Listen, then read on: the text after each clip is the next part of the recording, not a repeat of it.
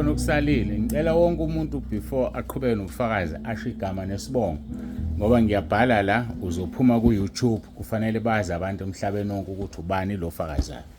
Ngiyabonga. Thula bazalwane lo phambi kwenu uma uthelezi egameni lika Jesu.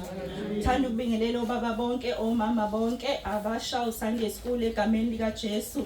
uJesu Kristu inkosi. uJesu Kristu inkosi. Bazalwane siyawubonga umsa kaNkulunkulu akasenzele wona nangalolu suku lanamhlanje ukuthi sibe khona phakathi kwaleli khaya la Sibiya egameni lika Jesu. Bazalwane sikumele ukufakaza nami ukuthi uNkulunkulu wayisiza impilo yami ngolunye usuku wangenza ngomntwana wakhe ngoba ngaba ngikwazanga ukuba kule nkonzo kuba bengingesi umntwana kaNkulunkulu futhi bengingenaki ukumenywa kule nkonzo bengingenakiyazi kuba bengingesona umntwana wakhe wangisiza ngathola umusa wakhe ngisawusho lo mhlabeleli wothi angaze ngimbone kaJehova enqotshiwe ngihamba nambazalwane nginalelo themba lokuthi kaJehova kanqotshwa.